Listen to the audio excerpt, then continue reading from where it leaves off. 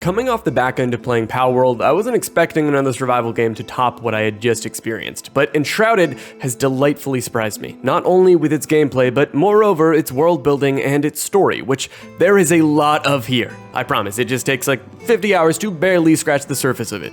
So in this video, I'd like to immerse you into the mysterious land of Embervale, a region of Enshrouded's fantasy world, which was befell by a powerful resource once hidden and locked away by an ancient race, and one which, once humans got their hands on it, tossed the land into a battle of greed, distrust, betrayal, desperation, and ultimately complete collapse.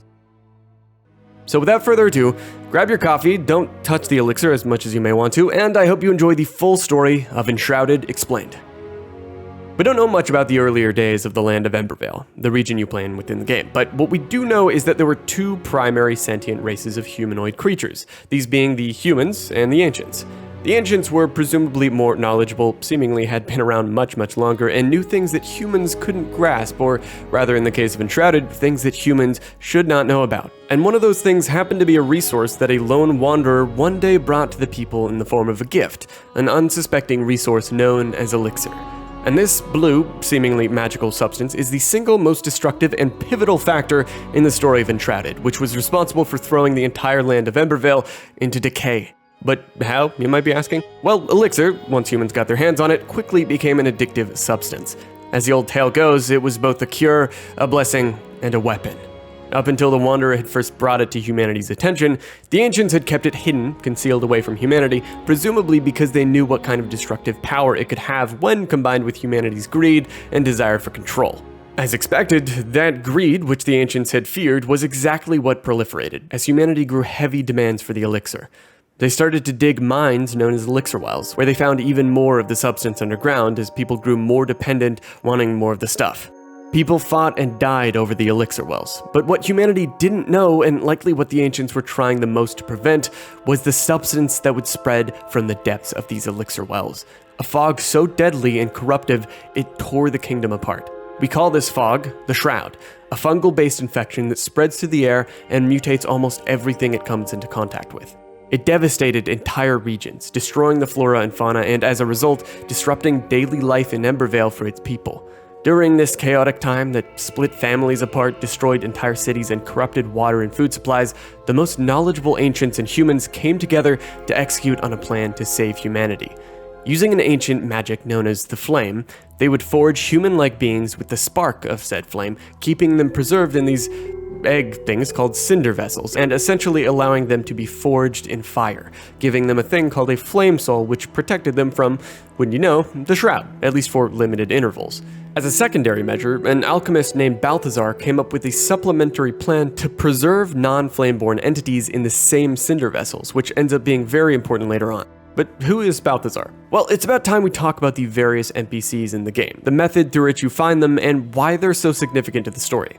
You learn quickly in playing Enshrouded that you can acquire various NPCs to help you progress. There's an alchemist, Balthazar, as well as a blacksmith named Oswald, Cade the carpenter, Athalan the hunter, and Emily the farmer. These 5 NPCs aren't just simple quest givers. Half of them actually have pretty big significance in the story. But while they have a lot to say, you won't be able to discover their stories until you save them. See, you, the player, are a Flameborn. This means that you were forged in the flame of a cinder vessel, and you have that flame soul thing that sticks with you and protects you from the Shroud for a limited time, making you somewhat immune to it. When you're basically birthed out of the vessel at the very start of the game, you're tasked with finding the NPCs, which are spread across the game world, mostly in the beginner western zones. Said NPCs are preserved through Balthazar's methods. Balthazar himself ended up being preserved too, so you have to save him as well. While the NPCs are not Flameborn like you, the vessels have a similar purpose for them: to preserve entities in a space between life and death. Once you, the Flameborn, set out on your journey and free the 5 characters— oh, my eyes! They give you loads of quests after assigning them to essentially live with you in your base. They explain the circumstances of the world, what it was like during the collapse, and they give you their best advice for saving this seemingly forgotten, decrepit land.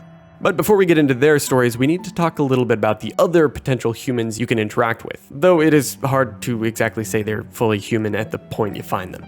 Often high on Elixir, the Scavengers are an aggressive bandit coalition spread across Embervale in basically every region. They're the only people really left behind who hadn't been preserved in flame vessels, since basically everyone else either died or was turned into some kind of monstrosity as a result of the Shroud.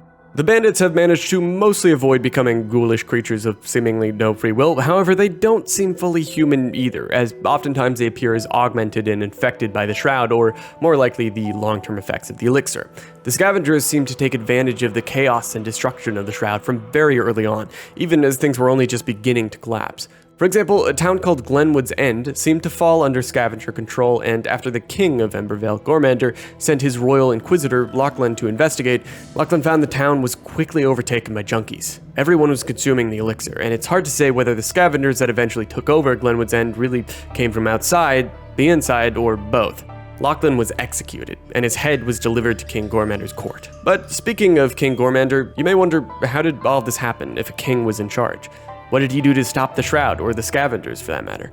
That's where we get into the history of the nobles and the collapse of the capital from a force so deadly it may just end up being the final enemy of the game whenever Enshrouded leaves early access and presumably adds some kind of ending. King Gormander was a rather complacent ruler, according to his people.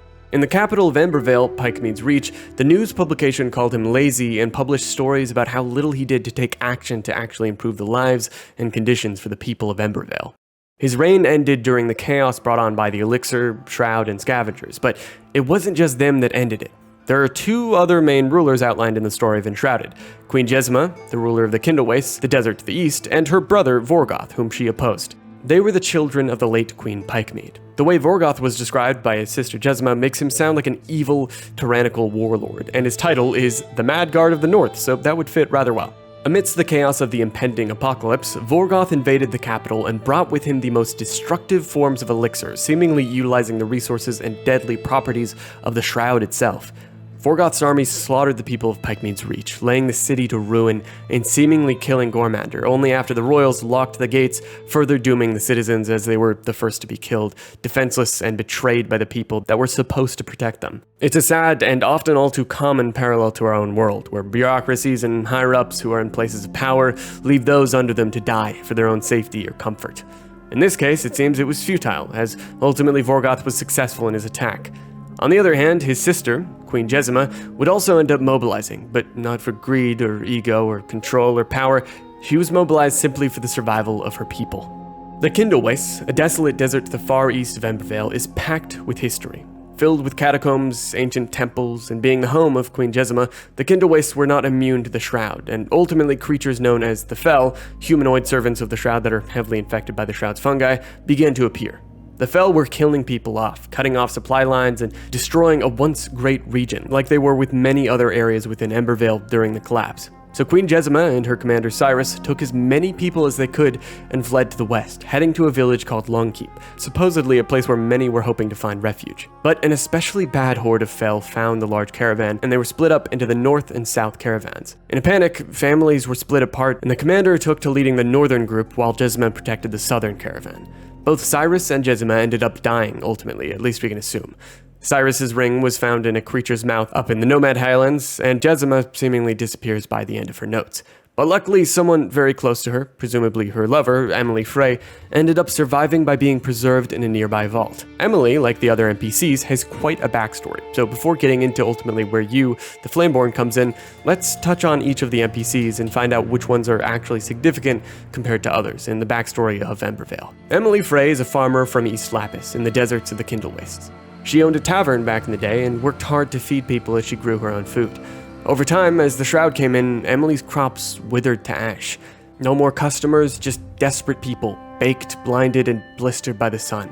Eventually, she noticed the people of East Lapis gathering into a caravan, led by Queen Jezmina.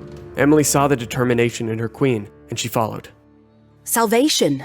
The people of East Lapis have gathered survivors for a caravan, led by Queen Jezmina herself. When I heard her speech, saw the wind in her hair, I knew I'd follow. With the flame of devotion and courage, a light shines brightly towards new beginnings. The Queen is a marvel, determined and enduring, radiant, beautiful. I aspire to be like her, to inspire people and lift them like she does. It pains me to leave my tavern, but as long as my heart beats, I'll build. I'll grow and hold on, especially with my Queen bravely leading the way. Emily was happy to follow her queen, even though it hurt the farmer to leave her tavern. The queen was an inspiring leader, and so Emily packed up and followed. During this time, Emily developed a bit of a special relationship with the Queen. They both seemed mutually attracted to each other, but as discussed earlier, the caravan was inevitably split up by the Fel. Emily stuck by her queen's side in the southern caravan, as Commander Cyrus was diverted north with some of the people.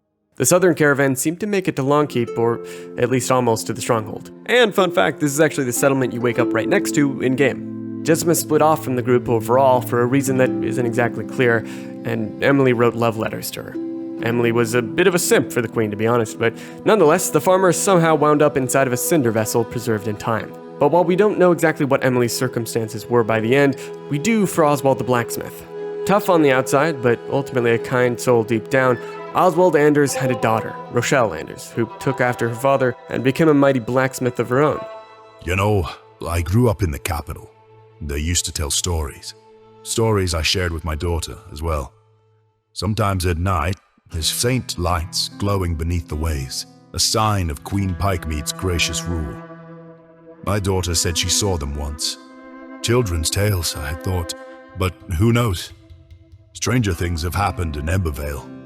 We don't know much about Oswald and his daughter's relationship, other than quarrels described in their notes and how she forged a blade for him. She also had sent him some smithing tools, but never was able to deliver them as the Shroud came in. She died, most definitely, from the Shroud, but Oswald may never have known, since in working with Balthazar the Alchemist, he volunteered himself to be preserved in a cinder vessel for the pursuit of the preservation of humanity as the Shroud was consuming Embervale. But who exactly was Balthazar the Alchemist? Well, he happens to be the NPC we have the most lore on. He was a scholar. He studied ancient shrines, trying to understand the flame, which is a collective ancient power that imbues all knowledge collected throughout a given flame's lifespan. Pure light engulfs the knowledge of the ancient breed, protects it in a flaming core. Wisdom far beyond my own imagination. I could stare into the fire for hours, seeking answers, a whisper, but I hear none. Despite possessing a voice, it only speaks to those born from the flame. A shame, as I believe we could have quite enlightened conversations. These spires stretch to the firmament and deny entry to those who are unworthy. The ancient breed enters, but I never see them leave. I have two theories. One, the ancient spires are somehow connected to one another, and the silent ones travel between them as they please. Two, the ancient spires serve as a burial site, similar to the flame shock. The ancients stored all knowledge of the land in the flame here when they leave the mortal plane. One way or another, I cannot enter. When I step on the ornate plate, nothing occurs. What a shame.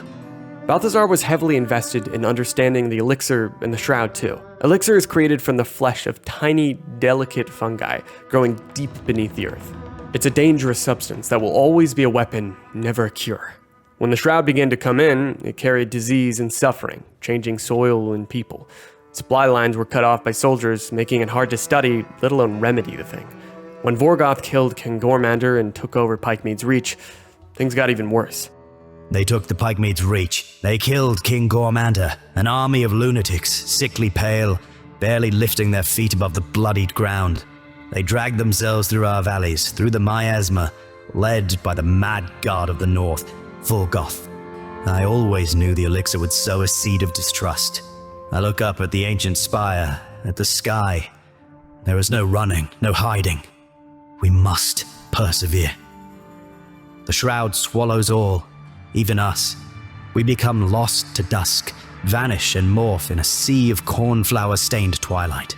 Never have I encountered a sickness, a curse of this gravitas. The fog burns eyes and lungs, but doesn't quite kill. It spreads, it manipulates, it eats away at us, slowly leaving only a husk. There is no cure for this. Only the power of the flame can keep the Shroud at bay.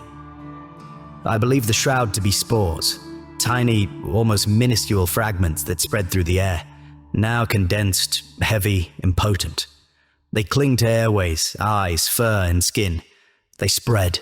The fungi release these spores upon contact, but their roots might have been anchored below us for a long time. We awoke a slumbering malady at the Earth's core when we built the first elixir well, distilled the first elixir. The mysterious wanderer opened the floodgates to ruin. Balthazar warned the public to avoid black market solutions to the elixir, and to take precautions against the Shroud, including not to venture into valleys or near river basins, not to make contact with it through the air or getting it in their eyes, and to medicate immediately only with approved remedies by experts, and to quarantine. But ultimately, while he tried so hard to stop the inevitable, he couldn't do much at all. People turned away from his potions. They panicked. The epidemic of this horrible fungus was something no one was ready for. As a last-ditch attempt to save the people of Embervale, Balthazar began working on the Cinder Vessels, which is ultimately how he came to experiment with rats and then work with Oswald the blacksmith. The Cinder Vessel broke down during testing. The rat I used inside was charred by the coalescent flame. A bright flash, then nothing. Thankfully, the side effect of blindness was only temporary. I've acquired a new subject, another rat, Igni. Hopefully our path to salvation. I cannot accept more setbacks. I will ensure that the Cinder Vessel holds as if my life depended on it. It may well. By the ancients, I've done it! Equilibrium. The subject sleeps, yet can be wakened. They are dead, yet alive. The subject does not decay, is untouched by the coarse flow of time, a flamed soul in a mortal body. Igni serves as proof. We can survive, we can endure. These Cinder Vessels will be our only chance amidst the Shroud. We have no other choice. It's done. The Cinder Vessel is a delicate contraption, still volatile yet brimming with potential and hope. The first human to enter will be our true prototype, the kindling of a new spark. Thankfully, the blacksmith volunteered. He must enter the vessel and sleep until roused anew, lest he slips into eternity. May the ashes of one age sustain the seeds of the next. Following the preservation of Oswald, Balthazar is seemingly the reason why the other NPCs were preserved too. Cade Hawthorne, a carpenter who had built many monuments across the land, Athalan Scree, a skilled hunter who knew her way around the northern regions, and, of course, Emily Frey, the lovesick farmer, were all people that were preserved in Cinder Vessels, and Balthazar is probably the reason for this. After seemingly preserving them in the different vaults, Balthazar himself was likely the last to go under, and that he did. The 5 NPCs stayed in this state of neither death nor life, preserved by the flame as everything around them, for potentially decades or even centuries, decayed and collapsed by the Shroud. I've always been fond of birds. They weave through the wind so effortlessly.